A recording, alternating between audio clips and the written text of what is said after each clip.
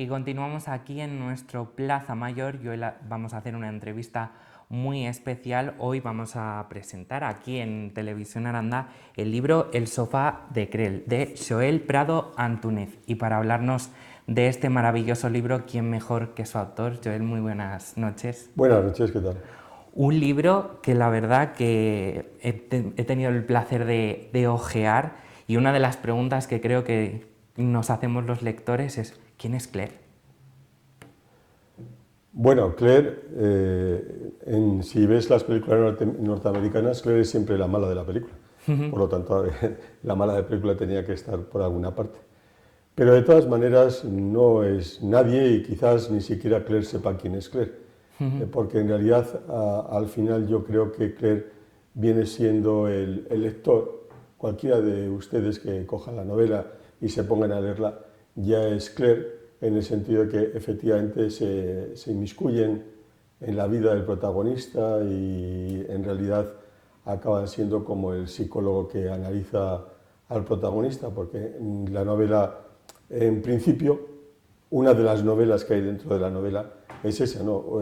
La psicoanalista que visita al protagonista de la novela y le interroga sobre su vida y este va desmenuzándola por completo a lo largo de las 448 páginas del libro o los 700 gramos que pesa, por otra parte, ¿verdad? Así que evidentemente tiene un peso específico y dentro de la novela pues también evidentemente hay un recorrido por el psicoanálisis, por la política española, por la historia de España, probablemente desde 1977 hasta 1989, que el protagonista del libro pone como el fin del mundo, ¿no? Que a partir de entonces lo único que sucede son coletazos.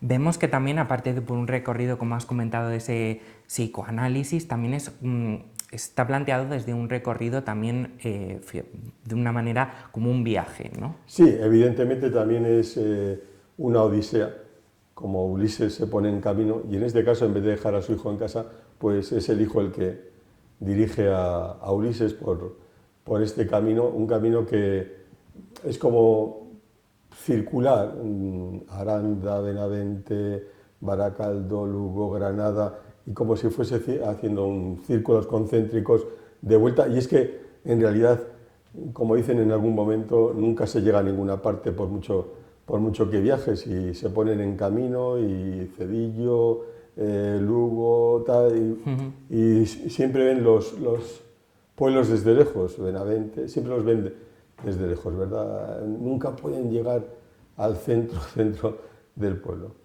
Y pues es ese recorrido, prácticamente incluso podríamos decir desde un punto de vista platónico que es una anábasis, una subida, una ascensión probablemente desde sus planteamientos erróneos, buscando quizás la verdad de todo, ¿no?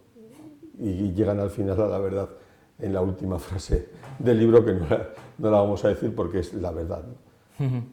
Una de las cosas que me ha sorprendido de este libro, de lo poco que he podido leer, es que también la época en la que ha salido ha sido un poco a proposición la época COVID que estamos viviendo, el haber sacado el libro, o es un proyecto que ya llevaba No, fraguándose no, muchísimo si tiempo. la novela se comenzó a escribir en 1998, digamos que las primeras ideas, lo que pasa que yo, aparte de que sea muy lento escribiendo, porque tengo otra profesión que realizar, y la lentitud de las noches y esto, realmente no está escrito ni a propósito.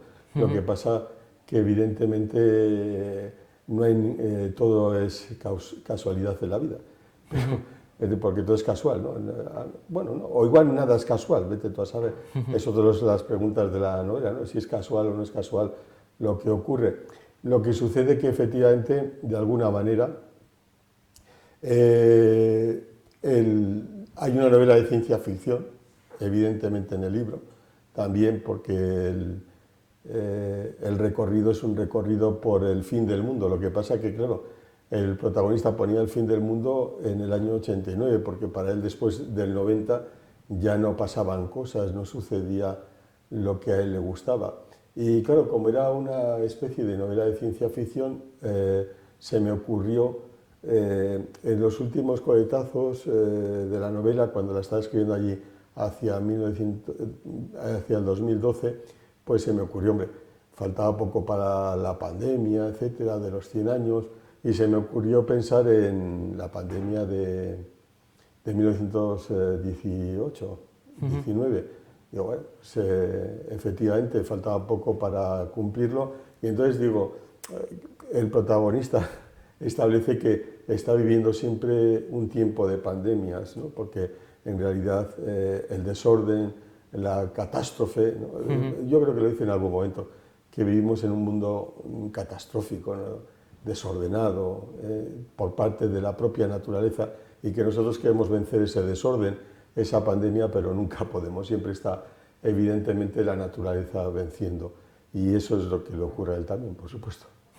¿Crees que de alguna manera también la situación que estamos viviendo quizás al lector le sirva de alguna manera para comprender aún mejor lo que cuentas en el libro? Pues probablemente sí, porque efectivamente el protagonista muchas veces se para hacer reflexiones, porque la novela es una novela que tiene un relato, por supuesto, ¿no? Una novela, pero también es un ensayo filosófico, digamos, es una biografía, es una biografía real, ¿de acuerdo? Es muchas cosas la novela, no es solamente una cosa.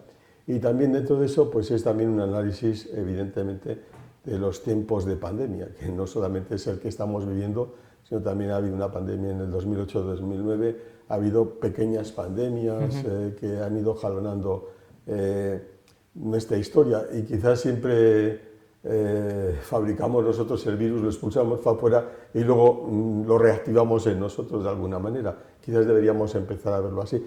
Y el protagonista de la novela es que lo ve así, es decir, yo llevo todos los virus dentro y alguna vez se reactivan, ¿no? Pero también es el virus de la maldad, es el virus de la falta de valores, es el virus de la necesidad de manifestar el poder contra los otros, ¿no?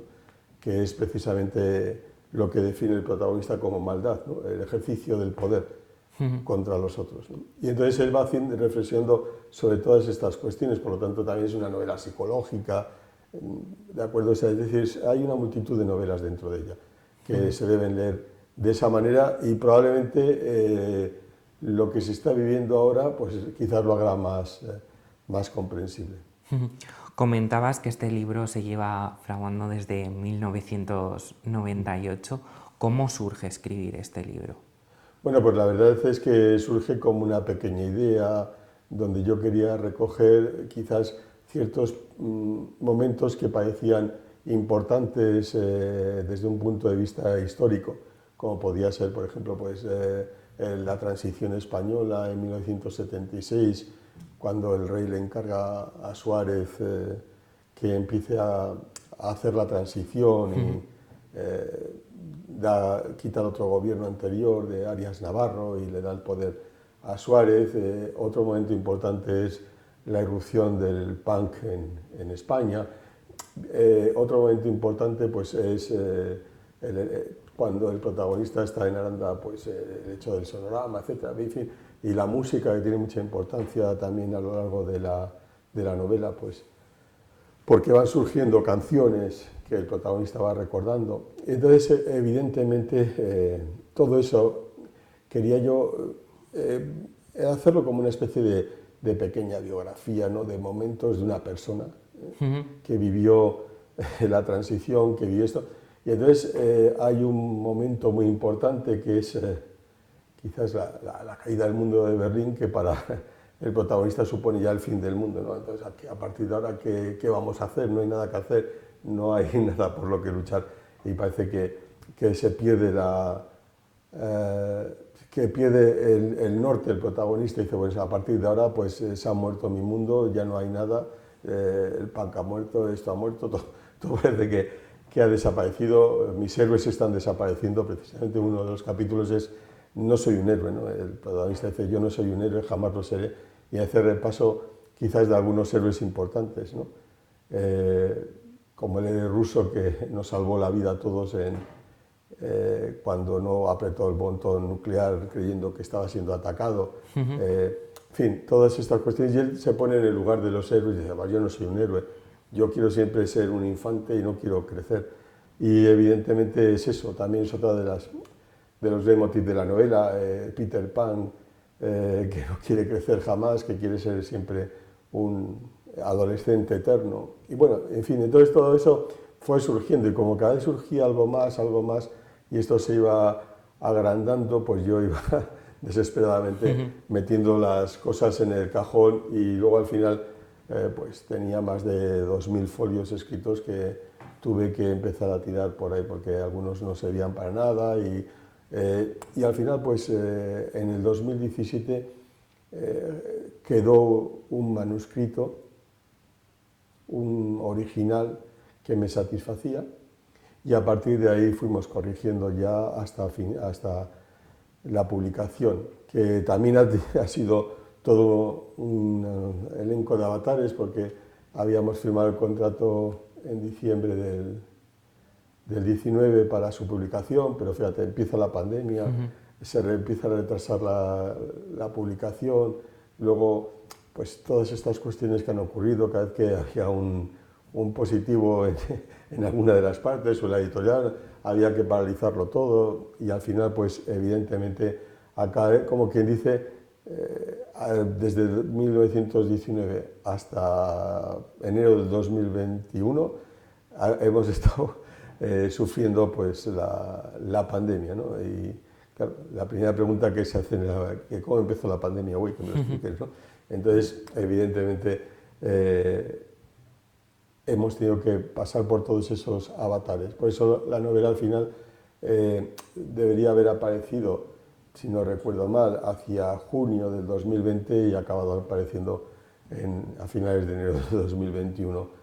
Y efectivamente ahora ya creo que está en las librerías finalmente la semana pasada, creo que han aparecido por las librerías, porque ha habido, pues ya te digo, en enero ha habido positivos todavía, no se podía imprimir, ha habido que retrasar la impresión, en fin, casi esa parte es mejor no recordarla y quedarse con que ahora ya está publicada y la gente la va a poder leer, que es lo más satisfactorio, que la gente la lea, ¿no? Y luego que te diga, no me ha gustado. Y eso es más satisfactorio, que te digan por qué no les ha gustado, porque las críticas negativas hace que tú te enriquezcas mucho más que los que te dicen, oh, está muy bien. ¿Vale? Es una manera de seguir evolucionando por como supuesto, escritor. Por supuesto. Aparte de todo esto que nos comentabas de la pandemia, cómo ha influido la publicación de este libro, finalmente ha podido ver la luz, afortunadamente. Y ya para acabar, te quería hacer una última pregunta. Aparte de esa invitación a la reflexión del lector que comentabas, ¿qué otras cosas buscas que se despierten dentro del lector al leer este libro? No, fundamentalmente la reflexión, porque es... y bueno, aparte de eso, hay un montón de emociones. Hay alegría, tristeza, efectivamente el miedo. Es decir, los protagonistas pasan miedo, a veces fundamentalmente están tristes, pero a veces les entra un conato de ira terrible que quieren asesinar a todo lo que hay a su alrededor, ¿no? Entonces yo quería provocar todas esas emociones, pero si provocas emociones y la novela las provoca porque a fin de cuentas hay una parte que es muy biográfica y entonces yo creo que esa pátina de biografía que se le pone a las novelas es la que hace que se despierten las emociones. Cuando tú escribes sobre las emociones de otras personas, realmente fracasas siempre, porque ¿cómo vas a describir la emoción de otra persona si tú no eres esa persona, ¿no? Por lo tanto, está siendo muy biográfica, no es que sea mi biografía, ¿de acuerdo? Sino siendo muy biográfica, despierta una serie de emociones y esas emociones son las que llaman a la reflexión, porque claro, cuando uno tiene una emoción, lo que quiere es controlar esa emoción o por qué se ha provocado esa emoción. ¿Vale? En un momento determinado de la novela, el protagonista se preguntan si no sería necesario siempre matar a todos los hijos por todo lo que nos mienten, ¿no?, a los padres y tal, ¿no? Y el padre y el hijo dicen, pues si tú ya empezaste mintiéndome, ¿no? En fin, entonces todas esas emociones lo que quieren llamar es a una reflexión completa de la persona, porque efectivamente en cuanto a reflexiones es cuando quieres controlar perfectamente bien tu emoción. Y sin emoción no hay reflexión. Y eso es lo que pretendemos, ¿no? Primero emocionar, y luego que se reflexione, y luego que se actúe, ¿no? Conforme a eso, se actúe en la propia vida de uno, ¿no? Y eso sería lo que pretende fundamentalmente esta novela, emocionar, que esa emoción lleve a la reflexión y que esa reflexión lleve a una modificación de lo que hacemos, de cómo actuamos. Bueno, Joel, muchísimas gracias por acompañarnos esta noche. Yo seguiré leyendo El sofá de Claire, y para todos los que estén interesados en el libro, pues lo pueden encontrar a través de diferentes plataformas de internet o en diferentes librerías. En las librerías fundamentalmente mejor, ¿no? Eso, hay que incentivar Porque que la gente compre en evidentemente librería. tenemos aquí una serie de librerías, que no voy a decir ninguna por no, pero hay una serie de librerías evidentemente, y es mucho mejor ir donde los libreros de nuestra localidad, que son los que tienen que sobrevivir, y al final son los que venden los libros, ¿no? Porque luego en las plataformas, cuando metes el libro en la plataforma pone 8 millones de resultados, ¿no?